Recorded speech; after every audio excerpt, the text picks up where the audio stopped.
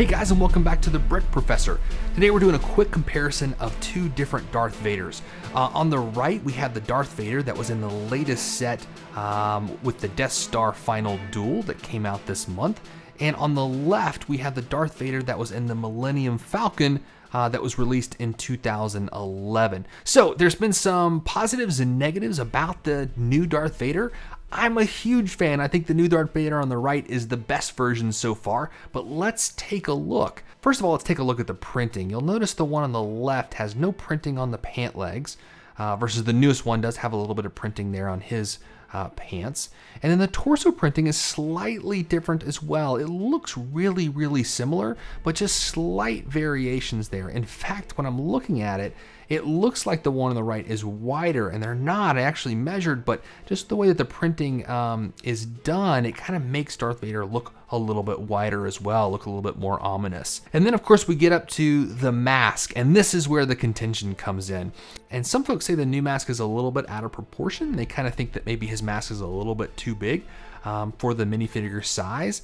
I think the mask proportions are right on. If you could look here at an angle, I think overall, I just like the angles that they've used.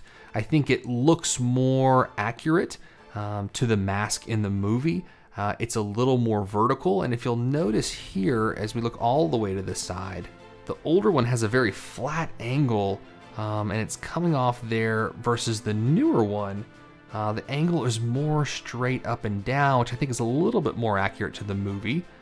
And I just kind of like that look better. You'll also notice that he's a little bit taller. And I think that's great. I think that when you put him up next to other minifigures, he's taller. It kind of makes him look more ominous as well. And I just think that's very well done. Here on the back side, getting kind of a full view of the back of the two, you can kind of see their helmets there as well. And then coming around to the other side, you get kind of another view. So when you take off their mask, you notice, of course, two big main differences. The first is the color of the head. The one on the left, the older one that came out with the Millennium Falcon, definitely that darker gray colored head, as well as a more serious look, more angry look. And then the one on the right, the newer version, a much more cream or white colored face there, and a little bit softer eyes, a little bit softer mouth facial expression. And I like the one on the right because I feel like at the end of Return of the Jedi, when they take off his mask and he's trying to reconcile with Luke, I feel like he is a softer character at that moment. And so when we see his face, that's kind of what's going on, versus the one on the left, more angry all the time. I guess it depends on what scenes you're putting your Darth Vader in.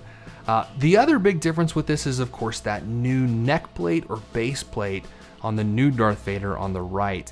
And that, I think, is what really makes this stand out and makes the minifigure look really great, even with his mask off, is that you get that neck plate there that makes him look really authentic. And as we come around to the back side, you'll notice neither one has an alternate face, but the newer one does have some scarring on the back of his head. And for thoroughness, now with their capes removed, you'll notice neither one has any printing on the back side, which is totally fine since their capes are on most of the time anyway. So what's your favorite Darth Vader minifigure? Is it one of these two, or is it one in a different set? Let us know in the comments below and tell us why you like that Darth Vader. As always, thanks for watching the Brick Professor, and subscribe for more upcoming LEGO reviews.